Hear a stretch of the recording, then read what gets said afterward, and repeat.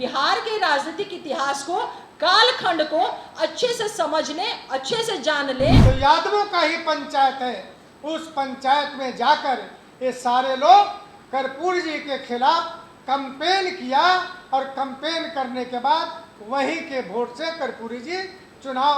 और लालू प्रसाद यादव के विभिन्न हिस्सों में आलीशान फार्म हाउस, पटना में अनेकों एकड़ जमीन और 1 लाख का जो वजीफा है कि भाई आगे वो आकर मेंस पास करे, इंटरव्यू पास करे, ये तमाम चीज देखते हैं। क्योंकि जब पार्टी का विभाजित हुआ बिहार में, पूरे देश में हुआ था, क और च यानी कर्पूरी ठाकुर और चौधरी चरण सिंह। इतिहास को जाने, बिना कालखंड को जाने, यूं ही नहीं बोल देना चाहिए जिस तरह से उन्होंने गलत बयानबाजी लगातार। वर्मा ग्रुप, जो सोचता है वो करता है, आपके अपने सपनों का आशियाना। हमारे साथ तेज तरार प्रवक्ता अंजू महाराज जी बैठी हैं, तेज तरार प्रोफेसर पुलेस मांझी जी बैठे हैं। आज आप लोग ने भी देखा होगा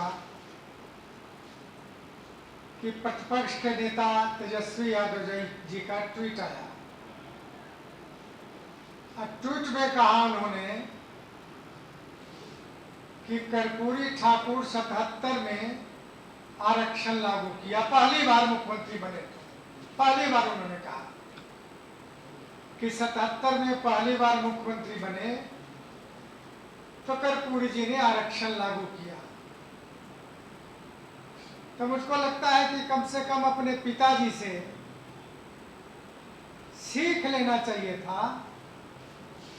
77 में आदरणीय कर्पूरी जी दोबारा मुख्यमंत्री बने थे, पहली बार नहीं बने थे, बल्कि उसके पहले 1970 में मुख्यमंत्री बने थे और उसके बाद 77 में बने थे। यह तेजस्वी यादव के अज्ञानता का परिचायक है, जानकारी का अभाव है। 78 में कर्पूरी जी ने आरक्षण लागू किया था, कर्पूरी फार्मूला। अब सारे लोग जानते हैं, अति पिछड़ा, पिछड़े वर्ग को 2 वर्गों में विभाजित किया, पिछड़ा और अति पिछड़ा। साथ ही जो आर्थिक दृष्टिकोण से कमजोर महिलाएं थी, किसी जाति का हो, उनको भी 3% आरक्षण उन्होंने दिया था।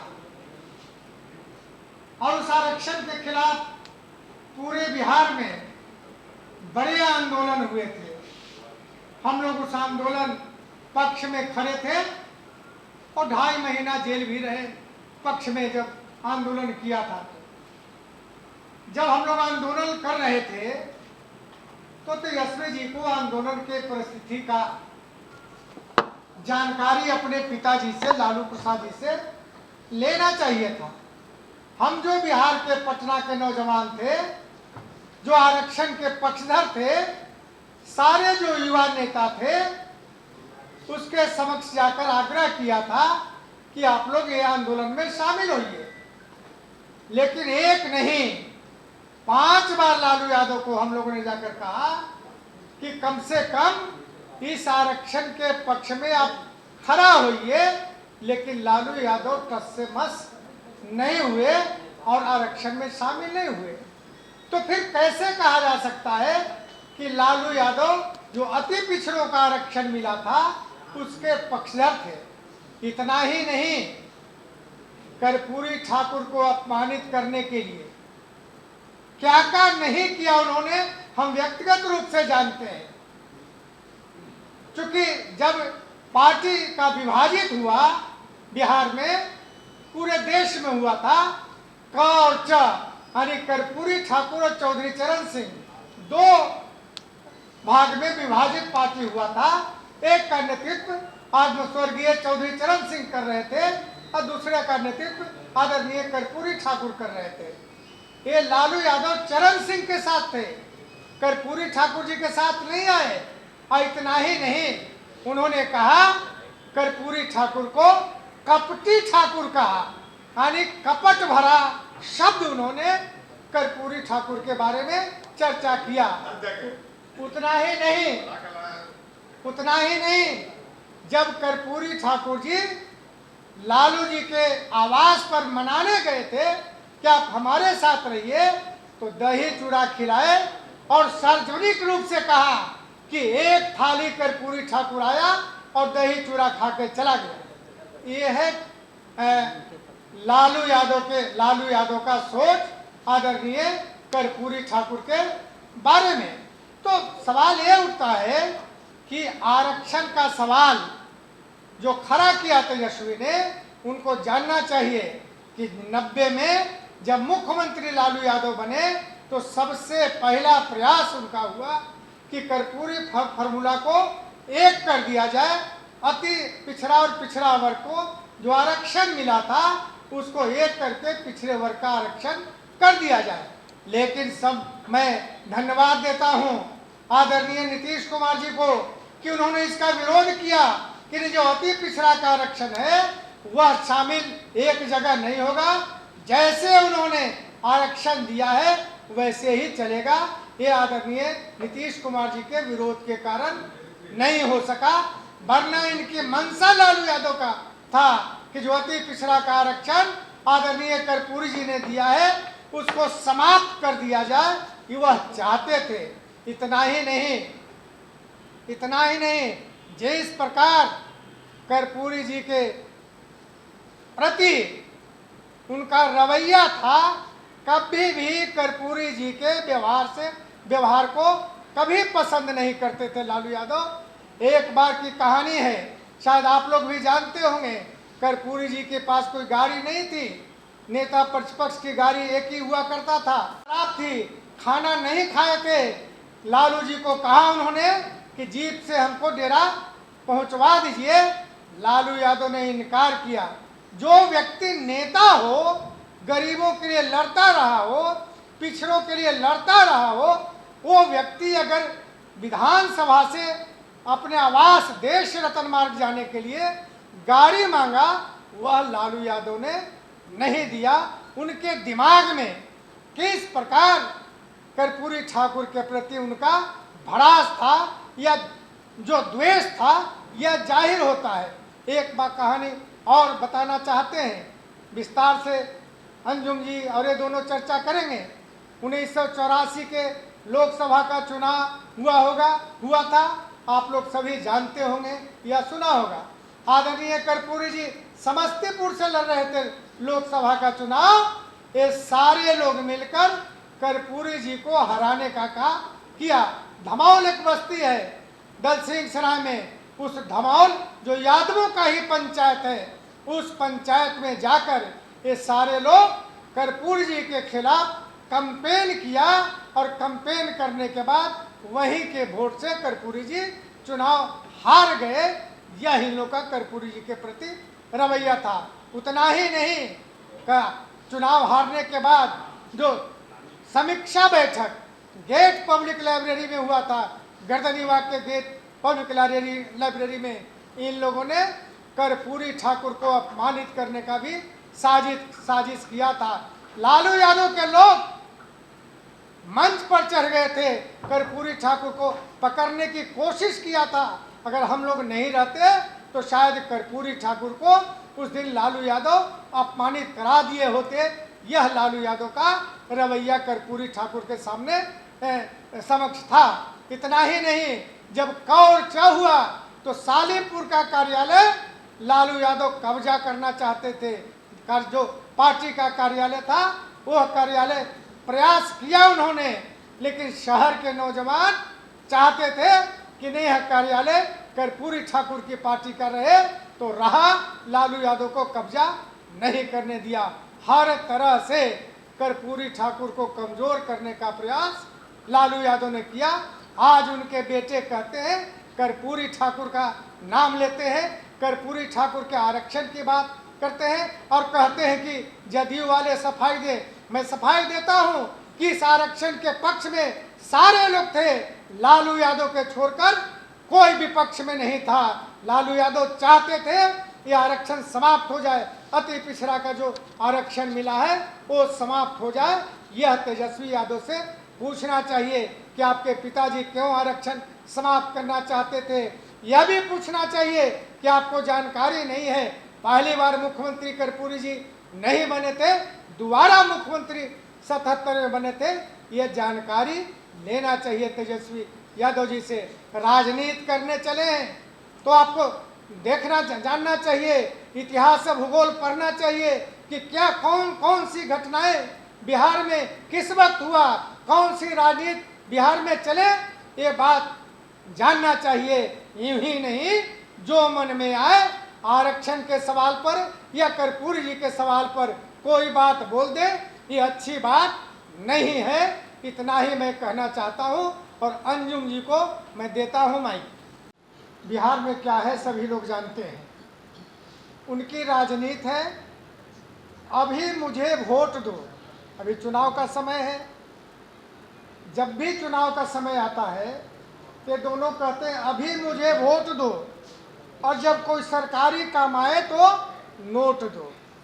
ये राजनीति लालू यादव और तेजस्वी यादव जी का है। पुलिस मांझी जी बोले।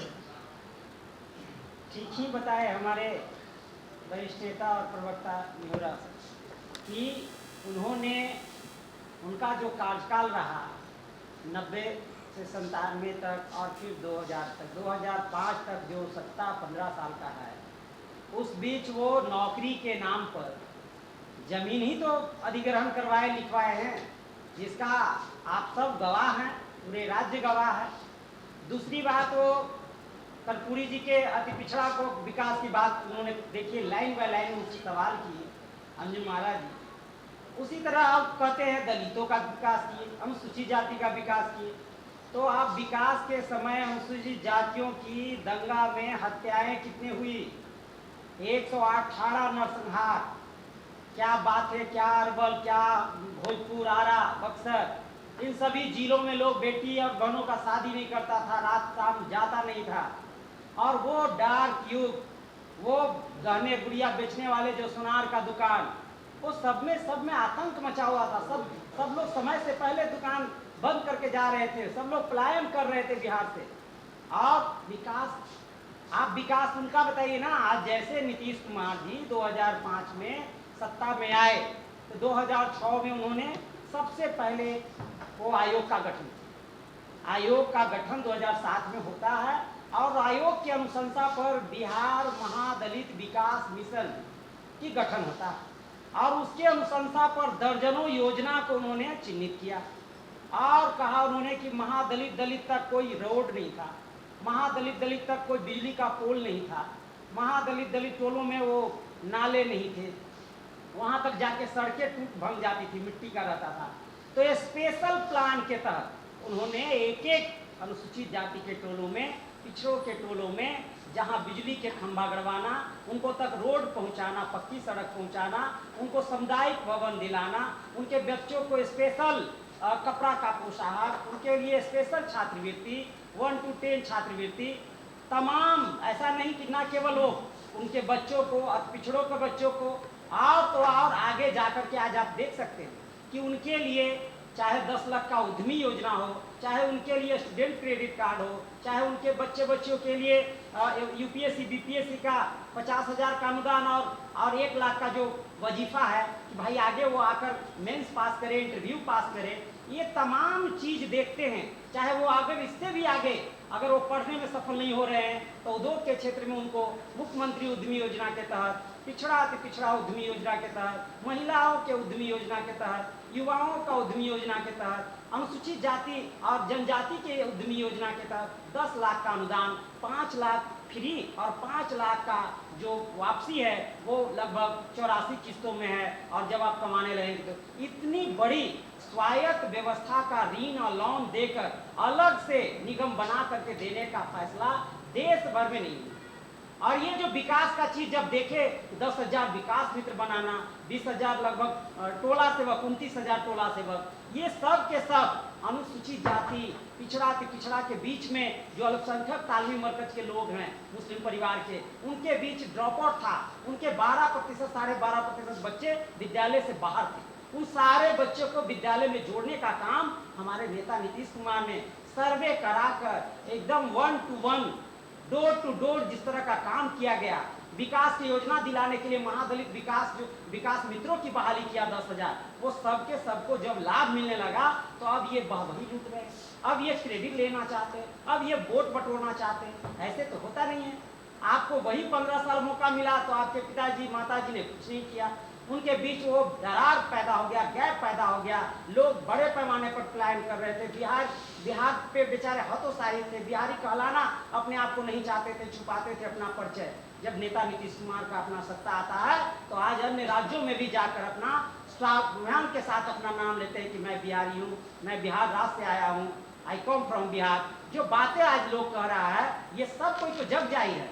तो इसीलिए ये बातें आप एक प्रतिपक्ष नेता से हम लोग पूछना चाहते हैं कि आप जो अति पिछड़ा का क्रेडिट मत लीजिए। आप जो कर्पूरी जी को आप कैसे किस 1 to 1 उन्होंने बताया हमारे प्रवक्ता महोदय ने कि कैसे कर्पूरी जी पर आप क्रेडिट ले रहे हैं, जब क्रेडिट वो कहाँ झोपड़ी महल वाले और आप कहाँ महल और अरबपति बना दिए अपने परिवार के लोगों को। सारे जगहों से जमीन लिखवाकर घर परिवार को धनाढ़ बना दिए। आज पूरे परिवार के ही लोग को आप टिकट देकर एक आदमी को खड़ा करते हैं। अरे ऐसा तो परिवारवादी हमको लगता है देश भर में नहीं कोई है। भारत रत्न जननायक कर्पूरी ठाकुर साहब के बारे में जो बातें थी संस्मरण भी और जो फैक्ट्स थे उस टाइम, आदरणीय लालू प्रसाद यादव जी का आदरणीय कर्पूरी ठाकुर जी के प्रति क्या उनका द्वेष था, राजनीतिक द्वेष था, उनकी क्या सोच थी और उन्होंने किस तरह से उन्हें अपमानित करने का काम किया, बहुत ही विस्तृत रूप से आपके समक्ष रखा। नेता प्रतिपक्ष आदरणीय तेजस्वी यादव जी ने जो सवाल उठाया, उन सवालों को भी हमारे माननीय प्रवक्ता निहोरा यादव जी ने कहा कि बिना इतिहास को जाने, बिना कालखंड को जाने यूं ही नहीं बोल देना चाहिए। जिस तरह से उन्होंने गलत बयानबाजी लगातार वो 2-3 दिनों से आरक्षण के विषय पे, कर्पूरी फार्मूले के विषय पे वो लगातार कहीं ना कहीं वो बयान दे करके वो तुष्टीकरण या समाज को बांटने का प्रयास कर रहे हैं। आरक्षण की बात मैं ये पूछना चाहती हूँ उनसे कि आपके पास या राष्ट्रीय जनता पार्टी के पास, राष्ट्रीय जनता दल के पास या फिर लालू परिवार के पास कहाँ से उनके पास मोरालिटी या एक साहस, राजनीतिक साहस उनके पास आता है कि जिस परिवार के अंदर आरक्षण का तात्पर्य सिर्फ और सिर्फ पारिवारिक आरक्षण है, वो आरक्षण की बात कर रहे हैं। आरक्षण की बात वो कर रहे हैं जिन्होंने पूरा जीवन आदरणीय कर्पूरी ठाकुर साहब को अपमानित करने का काम किया है। मैं नेता प्रतिपक्ष तेजस्वी यादव जी से चंद सवाल आपके माध्यम से मैं करना चाहती हूँ।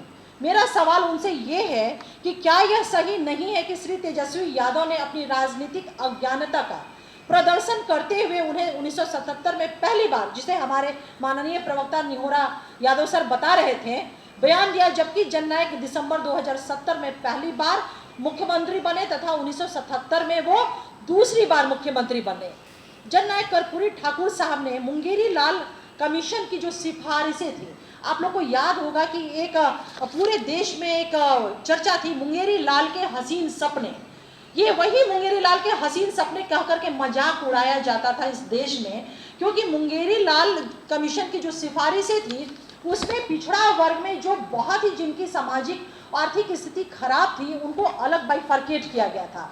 और उस सिफारिश को सबसे पहले अगर किसी ने रिकॉग्नाइज किया तो जननायक कर्पूरी ठाकुर ने रिकॉग्नाइज किया और उन्होंने उन सिफारिशों को लागू किया और पिछड़ों और अति पिछड़ों को मुंगेरी लाल कमीशन की रिपोर्ट के आधार पर 1978 में बिहार में आरक्षण दिया गया।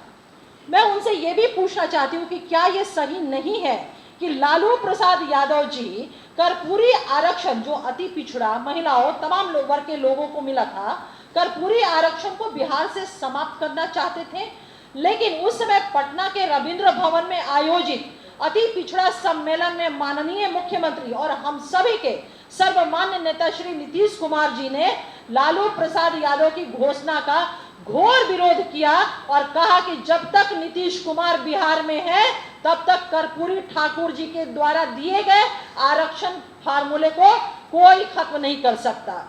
मैं उनसे ये भी सवाल करना चाहती हूँ कि क्या कभी तेजस्वी यादव ने आरक्षण के फॉर्मूले को पूरे देश में लागू करने के मकसद से क्या आंदोलन चलाया? कभी नहीं चलाया। क्या तेजस्वी यादव ने पिछड़ा वर्ग में भी अति पिछड़ा वर्ग के वर्गीकरण के लिए देश भर में मुहिम चलाई? ये मुहिम उन्होंने कभी नहीं चलाई। मुहिम तो चलाना दूर, कभी इस पे अपना मुंह तक नहीं खोला, और आज 3 दिन से लगातार कर्पूरी फार्मूले की वो बात कर रहे हैं। क्या तेजस्वी यादव ये बताएंगे कि 15 सालों के कार्यकाल में लालू प्रसाद यादव और राबड़ी देवी की सरकार ने जननायक को भारत रत्न देने का संबंधित प्रस्ताव कैबिनेट से कभी पास करके सेंट्रल को भेजा था क्या? ये मेरा सवाल है उनसे। आरजेडी हर एक साल जननायक कर्पूरी ठाकुर साहब की जयंती मनाती है, लेकिन उनके प्रति कभी भी सम्मान का भाव नहीं रहा। कि वो इसलिए भी क्योंकि अभी जितनी भी बात हमारे आदरणीय निहोरा प्रसाद जी ने यादव जी ने सुनाया, उससे ये पुष्टि होती है कि उन्होंने हमेशा जननायक के साथ एक राजनीतिक द्वेष का ही भाव रखा, तो सम्मान उनके मन में रहने का कहां से प्रश्न होता है? क्या यह सही नहीं है कि आरजेडी पार्टी की ओर से कभी जननायक को भारत रत्न देने की मांग उनके द्वारा नहीं की गई? क्या यह सही नहीं है? मैं ये पूछना चाहती हूँ कि लालू प्रसाद यादव राजनीति के सामंत हैं और अति पिछड़ों का अपमान इनके स्वभाव में है। क्या यह सही नहीं है कि लालू यादव खुद को कर्पूरी ठाकुर का शिष्य तो बताते हैं, कहते हैं कि मैं उनका शिष्य हूं, दावा करते हैं, लेकिन 2 बार मुख्यमंत्री रहने के बाद भी कर्पूरी ठाकुर साहब फकीर रह गए और लालू प्रसाद यादव और उनका परिवार संपत्ति सृजन करके राजनीति का सामंत बन गया। इस बारे में हमारे माननीय प्रवक्ता जी ने कहा कि किस तरह से वो गुर्बत में थे और जब जरूरत पड़ी जीप उन्होंने मांगा था तो उन्होंने देने से इनकार कर दिया था, यह कहते हुए कि हमारी गाड़ी में पेट्रोल नहीं है। मैं तेजस्वी जी से यह सवाल करती हूं कि क्या यह सही नहीं है कि कर्पूरी ठाकुर परिवारवाद के खिलाफ थे, लेकिन लालू प्रसाद यादव के राजनीतिक कुनबे में इनका पूरा परिवार शामिल है। जब परिवारवाद के खिलाफ जननायक कर्पूरी ठाकुर साहब थे, तो फिर लालू प्रसाद यादव जी किस मुंह से और किस हैसियत से और किस मोरालिटी के साथ, नैतिकता के साथ दावा करते हैं कि मैं जननायक का शिष्य था? क्योंकि इनका ये तो पूरे आकंठ तक परिवारवाद में डूबे हुए हैं। कर्पूरी ठाकुर जी पर कभी भी भ्रष्टाचार के आरोप नहीं लगे, लेकिन लालू प्रसाद यादव पर घोटालों के आरोप लगे ही नहीं बल्कि सिद्ध भी हुआ है, सजा याफ्ता भी हुए हैं। एक बार एक व्यक्ति ने कर्पूरी ठाकुर साहब को सलाह दी कि वो अपना घर बना ले। इस पर कर्पूरी ठाकुर ने जवाब दिया कि जब तक गरीबों का घर नहीं बन जाता तब तक मेरा घर बनाने का क्या फायदा, ये प्रश्न ही नहीं होता है। यही कारण है कि आजीवन इनका घर झोपड़ी का ही रहा और लालू प्रसाद यादव के विभिन्न हिस्सों में आलीशान फार्म हाउस, पटना में अनेकों एकड़ जमीन, अनेकों अरबों की संपत्ति इन्होंने अर्जित किया है। तो फिर ये किस मुंह से और किस नैतिकता के साथ दावा करते हैं कि मैं कर्पूरी ठाकुर साहब का शिष्य था? अंतिम सवाल एक और मेरा उनसे है कि कर्पूरी ठाकुर के सपनों को सही मायने में अगर बिहार में कोई साकार किया है तो वो हमारे मुख्यमंत्री श्री नीतीश कुमार जी ने किया है। पंचायती व्यवस्था में नगर निकाय में अति पिछड़ा समाज को, दलितों को, तमाम तबकों को आरक्षण दिया और यही कारण है कि हमारे नेता नीतीश कुमार जी के द्वारा दिए गए पंचायत व्यवस्था, नगर निकाय में आरक्षण का ये एक परिणाम हुआ कि हमारे समाज में जो एक सामाजिक वैमनस्य था, सामाजिक एक टकराव थी, जो इनके कार्यकाल में 118 नरसंहारों का यह बिहार बना था, ये हमारे नेता नीतीश कुमार जी के आरक्षण व्यवस्था, जो कहीं ना कहीं जननायक कर्पूरी ठाकुर जी के आरक्षण व्यवस्था का प्रेरणा से ये था, वो समाज में वो टकराहट खत्म हुआ और जो एक नक्सलिज्म था, नक्सलवाद के रूप में दिखता था, वो नक्सलवाद बिहार से पूरी तरह से सफाया हुआ। इसका सबसे बड़ा कारण बना अति पिछड़ा दलित समाज को नगर निकाय व्यवस्था में और पंचायती व्यवस्था में आरक्षण का दे करके।